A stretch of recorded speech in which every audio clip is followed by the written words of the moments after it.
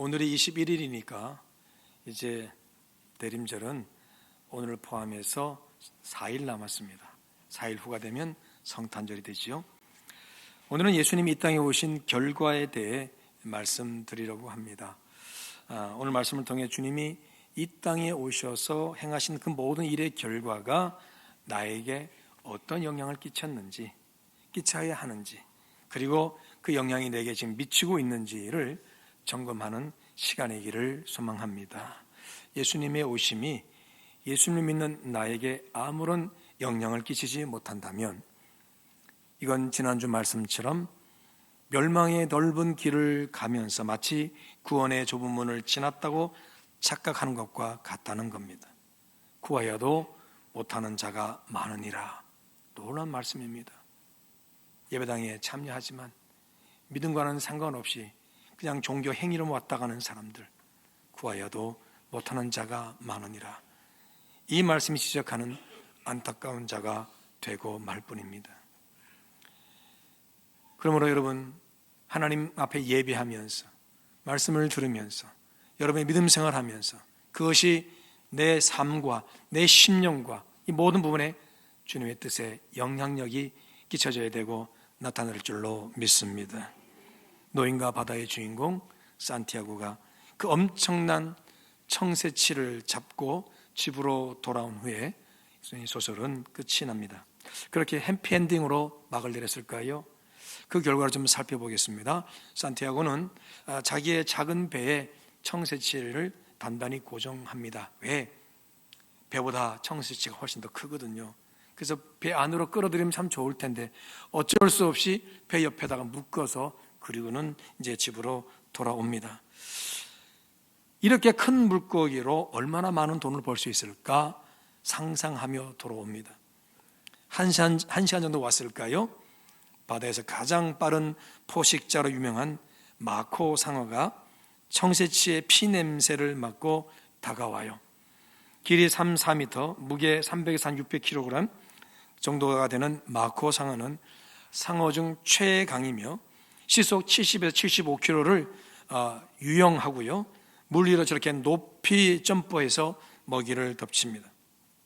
성격이 매우 공격적이고 호기심이 강하고 극도로 난폭하기도 합니다. 이런 탁월한 능력으로 마코 상어는 단번에 청새치를 18kg이나 먹어버립니다. 산티아고는 작살을 상어의 머리에 꽂았고 그리고 마코 상어는 버티다가 바다로 가라앉습니다. 덕분에 산티아고의 작살과 밧줄도 함께 바닷속으로 빠져버립니다. 왜? 마코 상어에게 던졌으니까.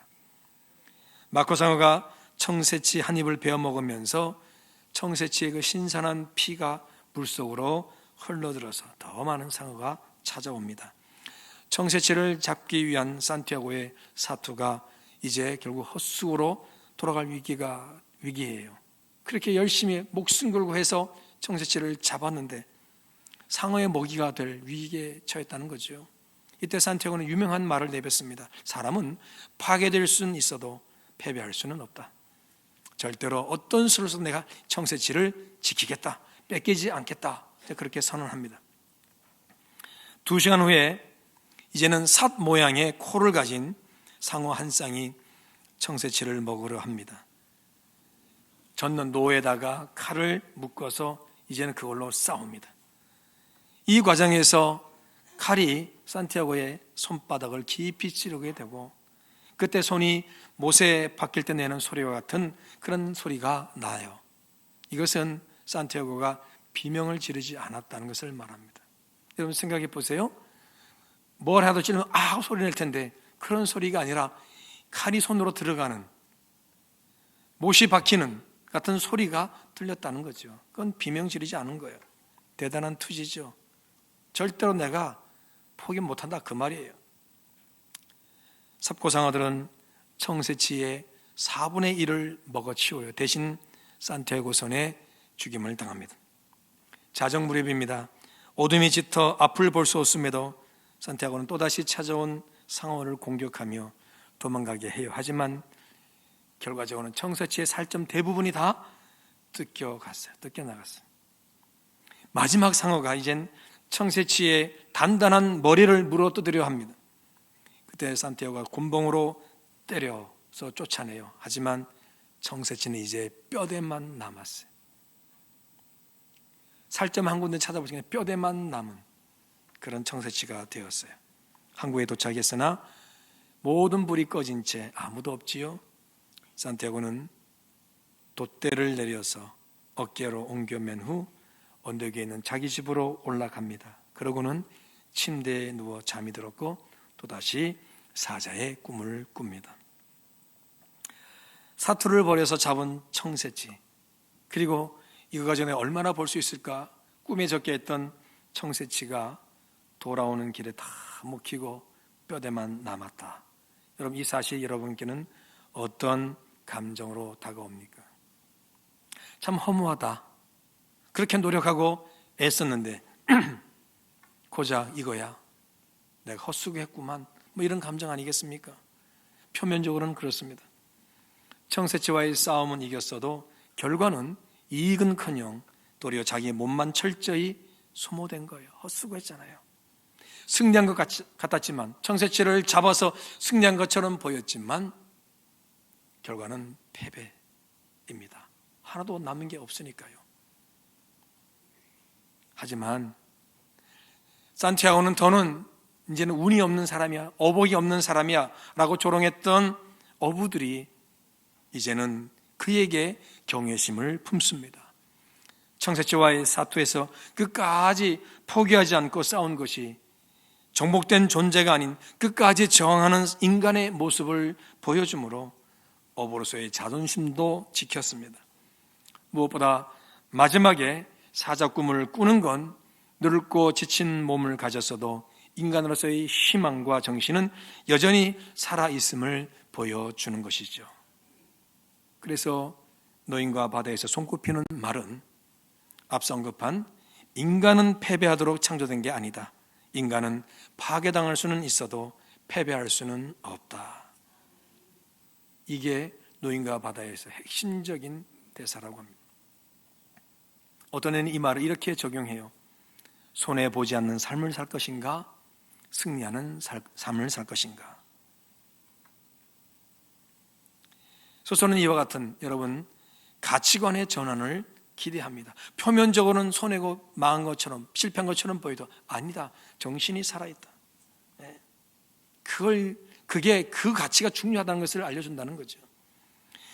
청새치를 잡는 것과 같은 인생의 목적을 실현해가는 과정에서 상어떼와 같은 방해꾼들이 나타나는데 그것이 곧 건강이나 경제적 조건이나 인간관계 등 여러 요인일 수 있습니다.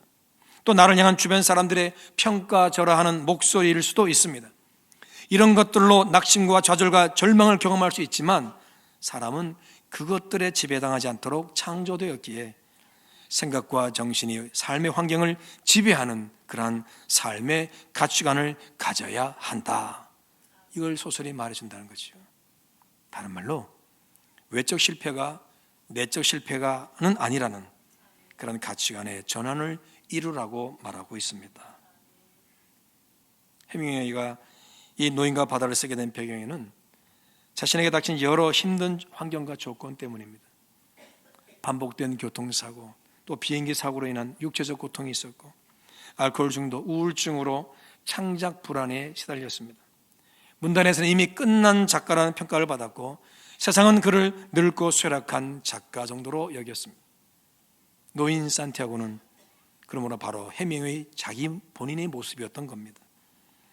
작품 속 산티아고에게 끝까지 사자의 꿈을 꾸게 했던 그는 그러나 우울증 악화, 기억력, 창작 능력 저하로 결국 1961년 스스로 생을 마감합니다. 자기 삶에서는 끝내 사자의 꿈을 꾸지 못했습니다. 그럼에도 평론가들은 소설 끝부분에서조차 해밍웨이가 산티아고를 통해 예수님의 모습을 드러내고 있다고 말합니다. 상어들과 싸우다가 칼로 자신의 손이 찔렸을 때 못이 손을 뚫고 나무 속으로 들어간 느낌과 유사하다고 묘사합니다. 그리고 비명소리 한 번 내지 않았습니다. 예수님이 그랬다는 거죠. 예수님이 십자가에 손에 못 박혔을 때 비명소리 지르지 않았다는 거예요. 그가 항구로 돌아와서 돛을 메고 언덕에 있는 자기의 집으로 올라가는 모습이 예수님이 십자가 지고 골고다 언덕으로 오르시는 것이라고 합니다. 심지어 산티아고가 침대에 쓰러져 얼굴을 바닥을 향한 채 발을 쭉 이렇게 뻗고 손바닥을 위로 이렇게 향하는, 이렇게 돌렸겠죠. 그런 자세 역시 예수님이 십자가에 달리는 모습을 연상하게 한다고 합니다. 실질적으로 산티아고는 그러한 생각을 했다는 겁니다. 그가 예수님의 모습을 자기 소설에 투영한 것은 예수님이 이 땅에 오셔서 이루신 결과 때문입니다. 이 땅에 오셔서 우리 죄를 대신하여 십자가에 달려 죽으셨으나 예수님은 손실을 획득으로, 패배를 승리로, 심지어 죽음조차 새로운 삶으로 바꾸시는 놀라운 결과를 만드셨다는 것이지요. 하지만 이런 결과를 보기 전 당시 사람들의 가치관으로는 예수님이 십자가에 달리신 것은 실패 그 자체였습니다. 하나님의 아들은 무슨 십자가 달려 죽은 자는 저주받은 자인데, 실패했다는, 예수님의 십자가의 죽음은 실패로 본 거예요. 그들이 가졌던 가치관이 구체적으로 어떠했는지 예수님 주변의 사람들로 우리는 알 수가 있어요.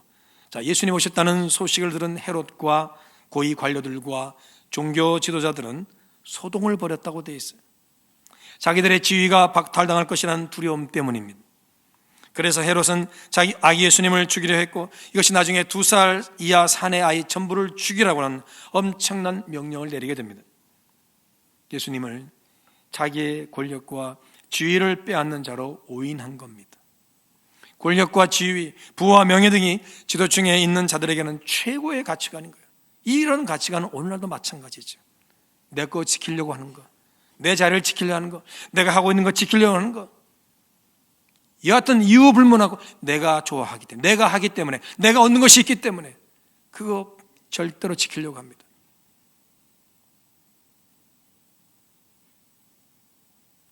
지금도 똑똑하다, 능력 있다는 사람들 보면 이런 권력과 지위, 부와 명예에 집착하지 않습니까? 국민을 위한다고 하는 국회의원들이 하는 꼴을 보면 가관입니다. 여러분들은 어떨지 몰라도 제 눈에는 그렇습니다. 당시의 사람들의 가치관은 그랬어요. 지금도 마찬가지겠죠. 예수님을 향한 유대인들의 기대와 가치관 역시 다르지 않아요. 우선 고향 사람들은 예수님의 아버지가 요셉이고 그 어머니가 마리아라며 예수님이 기적을 일으키고 권세 있는 말씀을 전하셨어도 하나님 보내신 그리스도가 절대 아니라고 단정짓습니다. 왜? 그의 부모가 목수 요셉인데 일찍 죽었잖아. 가난하게 사는 마리아의 아들 아니야? 어떻게 저가 하나님의 아들일 수 있어? 안 돼. 이게 하나님의 아들이라는 메시아 그리스도라고 하는 이 가치관에서는 전혀 어울리지 않는다는 거죠. 이럴 수가 없다는 거죠. 다른 지역의 사람들도 예수님이 하시는 사역을 보면 하나님 보내신 그리스도가 맞구나 이렇게 생각하지만 십자가에 달리는 결말을 보면서 역시 아니구나 판단합니다. 그리스도라면 이런 일을 겪을 수 없다는 것이고, 그래서 하나님의 아들이라면 십자가에서 내려오라고 말합니다. 끝까지 예수님이 행하실 특별한 기적, 꼭 누군가의 도움 없이 십자가에서 여유 있게 내려오시는 그런 모습을 기대한 거예요. 저가 평상시에 했던 기적을 본다면 십자가에 내려왔으면 좋겠다. 그래 정말 저가 하나님의 아들이었으면 좋겠다. 그런 거죠. 그러나 그럴 조짐이 보이지 않으니까 예수님을 향한 그들의 기도는 조롱과 모욕으로 바뀌는 거예요. 하나님의 아들이 메시아가 어떻게 저주받을 십자가에 매달려 죽는가? 이거는 말도 안 되는 거지. 그런 가치관이었던 거죠. 그러한 조롱과 멸시와 모욕 속에 예수님은 십자가에서 돌아가셨습니다. 그걸로 모든 것이 허망하게 끝난 것처럼 보였습니다. 제자들은 도망갔지요. 예수님을 따르던 무수한 사람들은 도리어 예수님을 십자가에 못 박으라는 외침에 가세했고요. 여러 사람이 던지는 조롱의 말에 무언의 지지와 동의를 보이면서 예수님을 완전히 포기하고 버리는 거예요. 산티아고가 힘겹게 얻은 청새치를 상어들에게 다 빼앗긴 것처럼 예수님이 행하신 모든 일과 사역은 그렇게 허무한 듯 보였습니다. 실패로 끝난 것처럼 보이는 이 결말에 그러나 여러분 엄청난 반전이 일어납니다. 예수님은 모든 이가 인정하는 죽음을 맞이했고, 그것도 모자라 권력자들은 예수님의 무덤을 지키는 군병들도 두었습니다. 그러나 군병들조차 두려워하여 도망갈 정도의 엄청난 부활의 역사가 그 현장에서 일어났습니다. 처음엔 누구도 믿지 못했습니다. 예수님을 사랑하여 예수님의 몸에 향유라도 바르려 했던 막달라 마리아조차 부활하신 예수님을 처음 뵈었을 때 동산지기로 알고 예수님의 시신을 어디로 옮겼는지 아느냐고 알려달라고 그렇게 부탁할 정도입니다. 예수님을 직접 뵙고 말하면서도 자기 앞에 있는 그 사람이 예수님인 줄을 전혀 인식하지 못하고 있습니다. 왜? 부활을 경험한 적이 없으니까요. 죽으면 끝이라고 하는 생각만 있으니까요. 예수님은 부활을 통해 죽음이 인생의 끝이 아닌 새로운 구원의 새로운 삶이 펼쳐지는 과정임을 보여주셨습니다. 그동안 사람들이 가졌던 죽음에 대한 가치관을 완전히 새롭게 바꾸셨어요. 여러분, 가치관은요, 무엇이 옳고 그른지, 무엇이 중요하고 덜 중요한지를 판단하는 개인이나 집단의 기본적인 생각과 기준이라고 되어 있어요. 이게 가치관이에요. 무엇이 옳고 무엇이 중요한지, 무엇이 덜 중요한지, 무엇이 틀린지, 개인이나 집단의 기본적인 생각과 기준, 이게 가치관이거든요. 그래, 당시에 모든 사람이 옳고 중요하다고 여겼던 가치관은 잘 죽는 거야. 잘 살다가 잘 죽고 그 다음에 죽은 사람을 잘 보내는 것, 이게 그 당시의 가치관이었던 거예요. 그러니까 여러분, 막달라 마리아를 포함한 3명의 여인이 예수님의 시신에 향품을 바르했던 일이 뭐겠습니까? 사랑하는 사람, 존경했던 분, 따랐던 그분 돌아가셨는데 우리가 그분의 몸에 향료라도 발라서 잘 보내드리자, 이게 그들의 가치관이었던 거예요. 여러분. 그런데 여러분, 예수님의 부활은 이러한 가치관을 싹 다 무너뜨렸어요. 오늘도 우리 마찬가지 아니에요? 잘 살다가 잘 죽자, 그리고 후손들은 잘 보내자, 이걸 아주 상당한 가치관으로 여기잖아요. 당연한 듯이 보이잖아요. 여러분, 잘 죽는 것, 그리고 잘 보내는 것, 이것도 중요하지만 전부는 아니라는 거예요. 우리 예수님의 부활은 이러한 가치관을 여지없이 무너뜨립니다. 죽음은 끝이 아니라 영원한 생명의 시작이며, 그래서 부활을 믿고 그것을 준비하는 삶이 옳다고 하는 새로운 가치관이 예수님의 부활을 통해 제시된 겁니다. 세상 모두가 품지 못했던 새로운 가치관, 곧 혁명적 가치관을 우리 주님이 보여주셨습니다. 이런 오늘 본문에서 예수님은 모든 이름에 뛰어난 이름이 되었고, 모든 무릎이 예수의 이름에 꿇게 되었으며, 모든 입으로 예수 그리스도를 주라 시인하여 하나님 아버지께 영광을 돌리게 되었습니다. 여러분, 8절 끝에 보면 십자가의 죽으심이라, 그리고 실패로 끝났어요.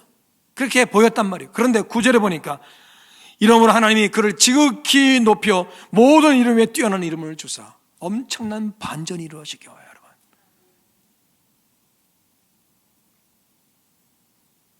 그래서 모든 무릎이 예수 이름에 꿇고 예수 그리스도를 모든 입이 주라 시인하며 하나님께 영광을 돌리게 되었다는 거예요. 자기들의 손으로 죽인 자 이름에 무릎을 꿇고 주민이라고 시인하는 놀라운 가치관의 변화가 여러분 생겨났다는 겁니다. 가치관이 달라지면 삶이 달라져요. 삶의 목적과 내용도 달라져요.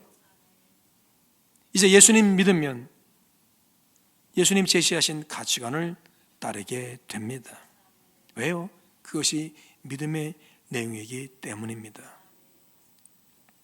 예수님이 부활하셨다, 우리 구세주가 되셨다. 여러분, 그걸 믿는다면 아이, 인생 뭐 있어, 살다가 그냥 잘 죽으면 그만이지, 이런 식의 삶을 살아내겠냔 말이에요. 그럼 믿지 않는 거죠. 여러분, 믿음이 없는 거죠. 그거는.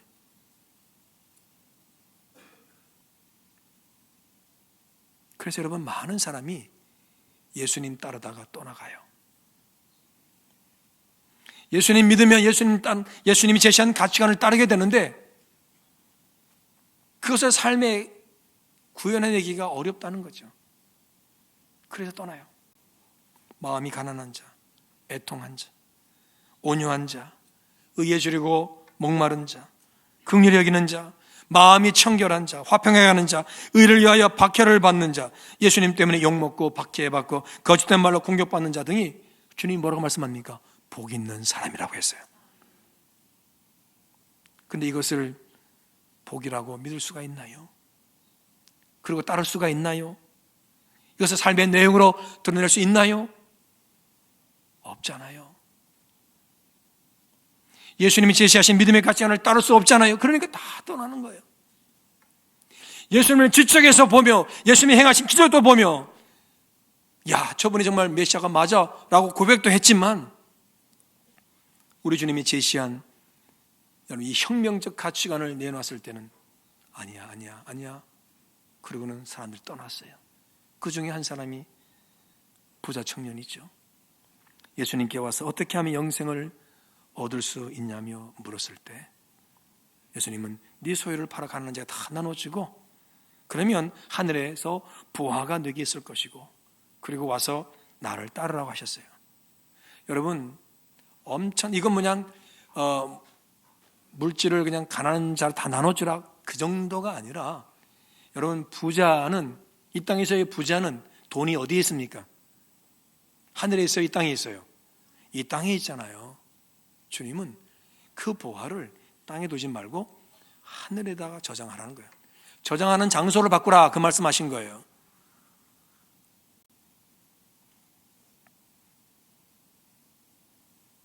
그런데 부자 입장에서 보면 그래? 다 팔아서 주고 하나님 나라의 보화를 쌓아두면 나는 부자는 더 이상 아닌데 이게 안 되는 거예요. 부자를 포기 못하는 거예요. 부자가 살아가는 삶의 어떤 이런 것들을 포기 못하는 거예요. 당시 사람들은 부자는 당연히 천국한다고 믿었어요. 왜? 하나님의 복을 받으니까 부자가 된다고 생각했거든요. 그런데 주님이 뭐라고 말씀하십니까? 낙타가 바늘기로 빠지는 것보다 부자가 천국 가는 것이 훨씬 더 어렵다고 되어 있어요. 이건 어마어마한 충격적인 말씀인 거예요. 부자의 상징이 하나님의 사랑과 인정을 받는 것에 여러분 그렇다고 생각하는 것이 가치관이었는데 아니라는 거예요. 정말로 네가 하나님 나라를 취할 것 같으면 네가 보화를 쌓고 있는 장소를 바꾸라는 거예요. 장소를 바꾸래요, 여러분. 이 땅에서 하나님 나라로 바꾸래요. 오늘도 마찬가지죠. 예수님 믿으면서 복받을 땅에 잘 살기를 원하는 분들이 얼마나 많습니까? 예수님 때문에 손해보고 물질에 손해를 보고 어려움을 당하면 예수님 안 계신 것 같아. 못 믿고 포기하는 사람 많아요. 여러분은 지금 얼만큼 하나님 나라에 우리가 갈 하나님 나라에 나의 보화를 쌓고 있을까요? 가치관이 바뀌어야 돼요. 그게 믿음인 거예요. 주님의 이 말씀은 부자 청년에는 상상할 수 없는 전혀 다른 가치관인 거죠. 그래 어때요? 수용할 수 없잖아요. 떠났어요. 예수님 떠났어요. 수용할 수가 없으니까. 그렇게는 못 사니까. 그러나 여러분, 하나님 나라를 믿고 소망하는 사람은 지금 이 자리에서 하나님 나라의 가치관으로 살아갑니다. 그리고 하나님 나라의 영향력 아래 살아가는 줄로 믿습니다. 가난한 사람과 과부는 그 얼마 되지 않는 마지막 떡을 나누라고 하는 하나님의 요구에 여러분 당연히 망설이지 않습니까? 나 먹기도 부족한데 누굴 대접하라고 하나님한테 그렇게 잔인하십니까? 라고 여러분 외칠 수 있지 않겠어요? 아니 나보다 좀 더 나은 사람 그 사람한테 가면 되는데 왜 마지막 떡 이거 먹고 죽으려는 나에게 왜 이런 고통과 시련을 주십니까? 이런 말을 할 수 있지 않겠습니까? 그런데요 말씀을 믿었어요. 그리고 나눔에 참여했어요. 그때부터 어떤 일이 벌어집니까? 그녀가 했던 생각과 계산과는 전혀 다른 하늘의 방식으로 펼쳐지는 삶이 임한 줄로 믿습니다. 이거예요, 여러분, 이거예요. 하나님 나라를 믿고 소망하는 사람은 하나님 나라의 가치관으로 살고 그러면서 하나님 나라의 영향력 아래 살아가게 된다는 거예요. 예수님을 전하던 스데반은 반대하는 자들에게 지금 돌에 맞아 죽기 직전입니다. 그때 그에게 하나님 나라가 열렸고 하나님 나라를 바라봅니다. 자신에게 돌을 던져 죽이라는 무수한 사람 대신 보좌 곁에 서서 자신을 내다보시는 예수님을 마주했어요. 그러자 기꺼이 자신을 죽이려는 자들을 용서해달라는 사랑의 기도를 드리고 삶을 마감합니다. 자기를 죽이려는 자들을 용서하는 도무지 이해할 수 없는 새로운 가치관을 그가 죽음을 통해 죽기 전에 보여주었어요. 자신의 두 발을 땅에 디뎠으나 하나님 나라를 바라보며 하나님 나라 영향력 아래 있었기 때문에 가능한 줄로 믿습니다. 믿음과 가치관이 다를 수 없습니다. 신앙은 눈에 보이지 않는 신과 그 가르침을 믿고 신뢰하며 그 믿음에 따라 삶을 기꺼이 맡기고 살아가는 태도라고 정의하고 있습니다. 신앙은 그래요. 교회만 왔다 가는 것이 신앙이 아니라 보이지 않는 신, 그러나 그 가르침을 믿고 신뢰하며 그 믿음에 따라 삶을 기꺼이 맡기고 살아가는 태도를 보이는 것, 이게 신앙이라는 거예요, 여러분. 그래서 신앙생활을 하는 것을 보면 그 사람의 가진 믿음과 그에 따른 가치관을 분명히 알 수 있습니다. 입술로는 찬양을 잘하고 봉사 열심히 하고 하지만 삶의 태도가 그렇지 않다면 아직 아닌 거예요. 예수님이 이 땅에 오신 결과는 죽어도 산다는 부활의 신앙입니다. 죽어도 산다. 이 얼마나 혁명적인 가치관입니까? 요한계시록 14장에서 짐승의 표를 오른손이나 이마에 받는 자 외에는 일절 매매를 못하게 했어요. 실질적으로 이런 로마 시대에 이런 일이 있었단 말이죠. 예수님 믿는 자들에게. 예수님 믿는 자들은 그 표를 받으면 먹고는 사는데 여러분 우상 숭배가 돼요. 죄를 짓는 거예요. 그러니 그 표를 안 받았자니 여러분 사지도 못하고 팔지도 못해. 먹고 사는 일이 완전히 막혀버린 상황이 됐겠죠. 이때 믿음을 포기한 자들이 생겨났을 겁니다. 적어도 저나 여러분은 이 자리에 있지 않기를 주 여러분으로 부탁을 드립니다. 그럼에도 그런 상황 속에 믿음을 위해 모든 것을 포기한 자들 역시 많았다는 거예요. 저나 여러분이 이 자리에 있기를 주 여러분으로 축복합니다. 자, 삶을 위해서, 목숨을 위해서 믿음을 예수님 포기하고 짐승의 표를 받고 경비하며 살았던 그 사람들. 아니, 나는 죽어도 그건 못해. 그리고는 삶의 모든 내려놓고 죽더라도 그리고 예수 믿는 믿음을 지켰던 그 사람들. 이 두 그룹을 향한 계시록의 말씀이 있습니다. 20장 4절의 말씀이 참 놀라운데요. 또 내가 보좌들을 보니 거기 앉은 자들이 있어 심판하는 권세를 받았더라. 또 내가 보니 예수를 증언함과 하나님의 말씀 때문에 목배임을 당한 자들의 영혼들과 또 짐승과 그의 우상에게 경배하지 아니하고 그들의 이마와 손에 그의 표를 받지 아니한 자들이 살아서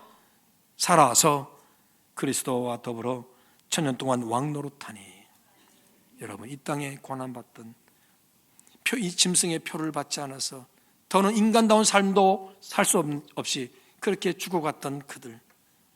그런데요, 그 당시에 처지와는 완전히 다른 결말을 보여주고 있지 않습니까? 그들의 이마와 손에 그의 표를 받지 않은 자들은 살아서 그 다음에 그리스도와 더불어 천년 동안 왕노릇한다. 대신 여러분, 당장의 삶에 자신을 맡겨버린 그 사람들, 그래서 짐승의 표를 받고 세상의 삶에 취한 자들은 어떻게 되었습니까? 5절입니다. 바로 이어지는 5절에 그 나머지 죽은 자들은 그 천년이 차기까지 살지 못하더라. 살기 위한 선택이 살지 못하는 결과를 만들었어요. 예수 안에서 죽는 것과 예수 밖에서 사는 것의 차이가 어떠한지를 분명히 보여주고 있는 거예요. 여기서 또다시 혁명적 가치관이 등장합니다. 한번 읽어볼까요? 시작. 죽는 것보다 사는 것이 낫지만 예수 안에서 죽는 것이 예수 밖에서 사는 것보다 비교할 수 없이 좋다는 것이다. 아멘. 이게 우리 예수님이 이 땅에 오셔서 보여주신 혁명적 가치관의 내용입니다. 여러분, 산 개가 죽은 사자보다 나아요. 이게 오늘 이 땅의 가치관이 맞아요. 하지만 우리 주님이 보여주신 가치관은 예수 안에서 죽는 것이 예수 밖에서 사는 것보다 비교할 수 없이 좋다. 믿어주십니까, 여러분? 이 믿음이 안 생기면 이 자리에 앉아 있으나 여러분, 저는 장담 못 하겠어요. 여러분, 종교 활동을 해도 여러분, 저는 장담 못 하겠어요.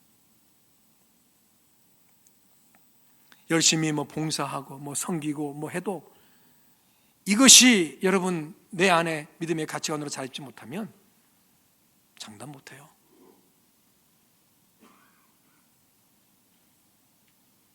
그러므로 혁명의 가치관을 가진 자들은 매일의 부족함과 두려움 속에 살아가면서도 여기에 매몰되지 않고 하나님 의지하며 담대히 살아가는 거예요. 가난과 부와 상관없이 주의 은혜를 바라며 겸손히 살아가는 것이지요. 교회 한번 오는 것으로 다 했다고 만족하지 않습니다. 예배절에 한번 참석했다고 해서 다 아니라는 거죠. 봉사하는 것이 전부로 여기지 않아요. 헌금을 하더라도 이것이 내 인생의 마지막과 같은데 어찌하나 두려움과 긴장 속에서도 용감하게 담대하게 드릴 수 있는 거지요. 감정적 고백을 넘어서 내 삶과 현실을 통해 피눈물의 고백이 함께하는 진지한 찬양을 드리는 것, 주신 직분과 사명의 무게를 알고 삶의 자리에서 주의 뜻 이루기 위해 몸부림치는 것, 여러분, 이게 혁명적 가치. 우리 주님이 보이신 죽음이 끝이 아니야. 새로운 영원한 생명의 시작이야. 이런 혁명의 가치관을 보여주신 여러분, 그 가치관을 믿고 따라가는 성도의 신앙의 내용인 줄로 믿습니다. 절대로 예수님 믿는 신앙생활을 나를 위한 액세서리로 만들지 않아요. 여러분, 나 교회 다녀, 나 교회 장로야, 나 교회 집사야. 사람들한테 그런 거 하면서 자기 액세서리로 예수 믿는 것을 그렇게 생각하는 사람들이 있단 말이에요.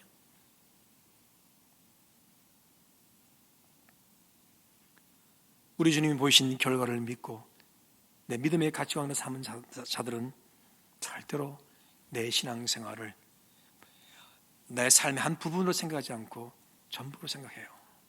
한번 읽어볼까요? 이런 말이 있습니다. 함께 읽습니다. 시작. 예수를 믿는다는 것은 예수를 추구하는 것이 아니라 예수로 말미암아 자신은 잊어버리는 것이다. 성경적으로는 자신을 죽이는 것, 당연히 신앙이 깊어질수록 예수만 드러나는 것은 자연스러운 것이다. 아멘. 이것이 다 혁명적 가치관을 가진 성도의 모습입니다. 봉사에도 하나님 복 주시겠지. 주정헌금 3,000원 드렸으니 하나님도 복 주시겠지. 11조는 내가 바빠서 안 되니까 그래도 예배 참석하면 하나님 복 주시겠지. 착각하지 마세요, 여러분.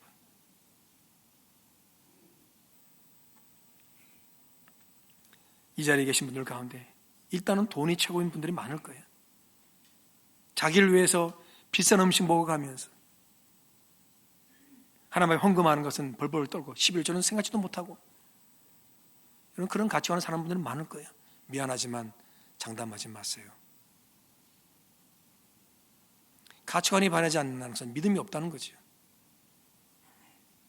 성탄을 앞두고 있습니다. 우리는 예수님이 오셔서 하신 일을 통해 가치관의 변화를 이루어야 함을 알고 있습니다. 성탄의 주인공은 예수님이십니다.